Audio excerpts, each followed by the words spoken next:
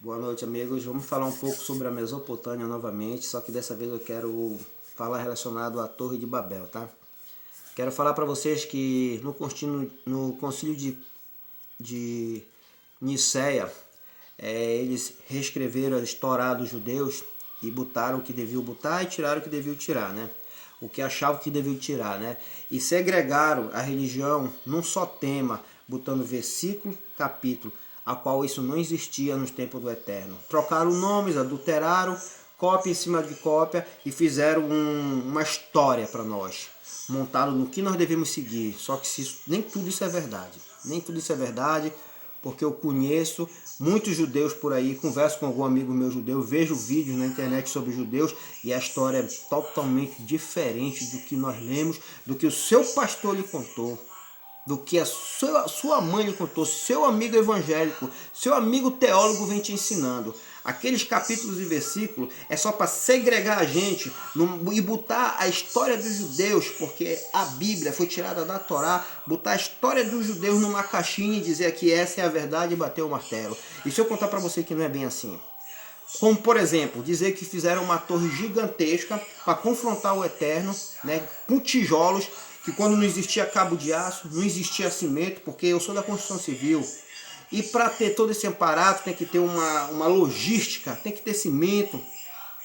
Só para subir um degrau de uma escada, num prédio de 14 andares, você chega lá em cima no 14º andar quase morto. Como vai fazer uma torre até o alto céu se não existe elevador nem energia elétrica? Você não acha que não é incoerente isso? A religião mente. Só que eles ensinam você de uma certa forma para que a sua fé for cega. É comparado a botar aqueles negócios que eles põem no cavalo, para o cavalo andar só para frente, aquele junco assim, e só não olha para um lado nem para o outro, sempre reto. É assim que a religião fez, é assim que Roma fez, é assim que Roma católica cristã fez conosco. Botaram um junco na gente e agora a nossa fé é cega. Eu vim aqui para informar vocês que a fé nossa não tem que ser cega, não pode ser cega. Eu sou lá de Belém do Pará. Em 1979, quando eu tinha mais ou menos uns 6 anos de idade, teve um fenômeno lá. Um fenômeno que foi chamado de Operação Prato. Eu ouvia muito falar na época, cuidado com chupa-chupa, cuidado com chupa-chupa. E todas as crianças, quando dava noite, tinham que dormir cedo em casa, porque vinham mais luzes e chupavam a gente. Hoje, com o advento da internet, eu vi relatos e relatos do povoado inteiro, que era para mais de 3 mil pessoas, dizendo que foram chupados por naves espaciais, por seres de luz. Teve um caso de uma mulher que estava deitada numa rede, ela dizia que o telhado sumia, não tinha como fugir deles. O telhado sumia e entrava uma mangueira como de luz e sugava ela. Relatos, o que é que o seu pastor tem para dizer sobre isso? Vai bem querer falar que é demônio agora.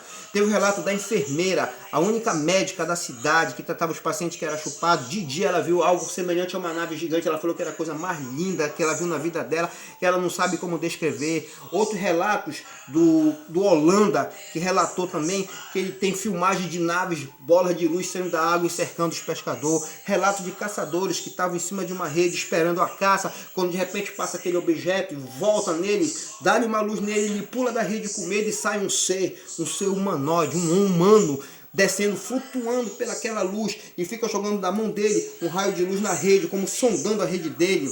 E ele foge correndo e aquele ser vai atrás dele, volta para a nave voando de novo. Tem relato de pessoas que viram em forma cilindro, tipo uma lata de óleo, mas que tinha um painel onde aparecia pessoas semelhantes a japoneses, só que com cabelo louro e olhos puxados. Como o seu pastor e a religião explica isso? 79, você dizer que é mentira? Mais de 3 mil relatos, saiu no Jornal do Pará, chamaram a aeronáutica para investigar, o capitão Holanda foi investigar, a aeronáutica foi investigar, tem fotos e fotos, a internet está cheia desse relato. Agora eu quero fazer uma pergunta para você. Se isso aconteceu em 1979, lá em Belém do Pará, nos tempos de Abraão não existia isso? Nos tempos de Noé não existia isso? No tempo da Torre de Babel não existe isso? Esse fenômeno que aconteceu, esses achados arqueológicos que provam isso, né?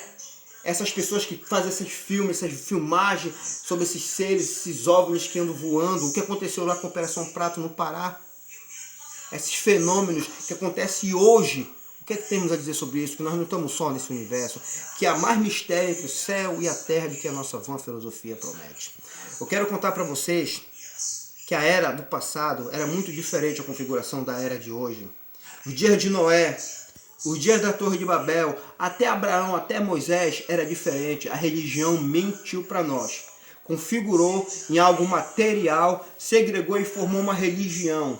Mas é muito mais esotérica, é muito mais magnífico do que você imagina. Certo? Aquela torre ali foi encontrada agora pela banda do Iraque, aqui, porque tudo ali acontece aquilo ali no Iraque, onde passa o rio Tigre e Eufrate.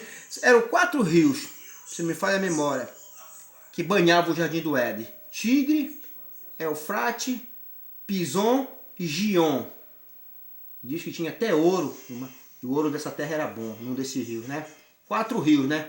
Se você olhar para a nossa galáxia, que é chamada de Via Láctea, ela tem 4 braços também, de milhares e milhares de planetas. 4 braços. Há especulações que esses seres que fizeram a Torre de Babel, eles não eram humanos, porque achados arqueológicos do século passado, nesse século, nos desertos do Iraque, encontram umas pirâmides lá chamadas zigurates, que é chamado, eles diziam que é Portal dos Deuses. Portal dos Deuses lá. Esse Portal dos Deuses fica cheio de zigurate, todo tipo de deuses que foram ramificação por deuses babilônio, sumério.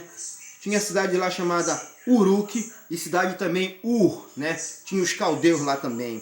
Esses povos antigos mesopotâmicos, eles têm uma lenda diferente que dá correlativo com a Bíblia que tu conhece hoje, mas com achados magníficos, com contos mais magníficos de que o seu pastor, a sua igreja conta para você. Eu quero falar um pouco sobre isso, sobre a Torre de Babel e a confusão das línguas, porque hoje em dia nós fazemos torres e mais torres gigantescas, certo? E o Eterno não desce para confundir língua de ninguém. Lá em Dubai, por exemplo, as torres são gigantescas, o Eterno não chega aqui, não destrói, não confunde a língua de ninguém. O que eu acredito é que não foi só o nosso planeta que caiu. Um sábio professor de hebraico chamado Robespierre fala que não foi só o nosso planeta que caiu. Não foi só a Terra. Teve planetas e planetas. E o dilúvio não foi só na Terra. O dilúvio foi em todo o nosso sistema solar. É por isso que esses planetas estão abandonados e destruídos tudinho aí hoje. Lua, tá? Aqueles buracos que vocês vejam na Lua, aquilo foi da chuva do dilúvio que destruiu. Saturno, Urano, Netuno, tudo destruído, foram desalinhados. Só a Terra se voltou a se restabelecer, mas ela tinha uma configuração linda e habitava outros tipos de seres aqui naquela época. E depois do dilúvio, ela cambaleava como um bêbado, ela conseguiu se reestruturar, mas com esse novo formato. E Noé não veio daqui. Vocês não fazem ideia como Noé era. Noé era gigante e era um ser de luz. Ele brilhava. As escrituras chamam esses seres, não só de Anunnaki, nem de Néfilis, como a comunidade científica, né, quer falar. Eles eram chamados também de Elohims, né, ou Malá. Malá é o que se aproxima mais de Malá, é anjos. Elohim é uma classe mais elevada, é os criadores do universo. Uma classe dessa se rebelou por inveja ao homem. Por inveja ao homem. São os 200 anjos, comandados por Samiasa, certo? Quando eles foram expulsos, para fechar os portais, porque eles eram interligados antes do dilúvio, eles podiam viajar em portais, tá em Marte rapidinho, tá em outra galáxia rapidinho, viajar por esse universo. O Adão era gigantesco, ele viajava nesse universo. O Jardim do Éden é as galáxias, é o universo. E os 4 rios não são esse terreno que deram o nome, a religião desse nome, são os 3 braços do universo, que é chamado Gan Eden, certo? Gan Eden.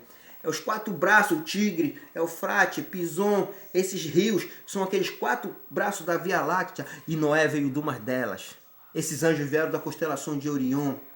Acontece que depois do dilúvio o portal se fechou e esses planetas tiveram que ser destruídos por causa da rebelião e a Terra se configurou e Noé, na sua nave, conseguiu chegar aqui e repovoou a Terra. 130 anos depois, seu neto, Nimrod, que estava com a roupa de Adão. Adão tinha uma roupa bioluminescente que tinha a configuração de todos os animais da terra, dava poderes para ele. Por isso que ele era chamado de grande caçador, porque os animais vinham até ele por causa daquela roupa. É uma espécie de comando para os animais, aquilo ali. Os animais vinham até ele e ele tinha superpoderes. E ele era gigante também. Ele não era pequeno. Nós diminuímos por causa dessa configuração. O oxigênio dessa terra diminuiu e as pessoas vivem menos e agora ficaram menores também, né?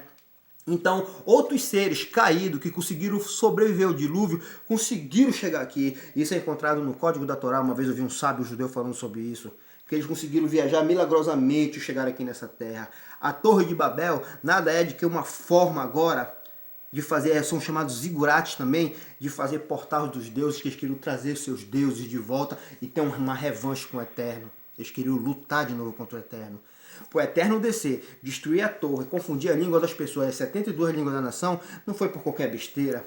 Algo grave iria acontecer. Se vocês olharem com mais cuidado lá, vocês vão ver que o Eterno diz, venhamos, descemos e vemos o que os homens estão construindo lá embaixo, estão construindo.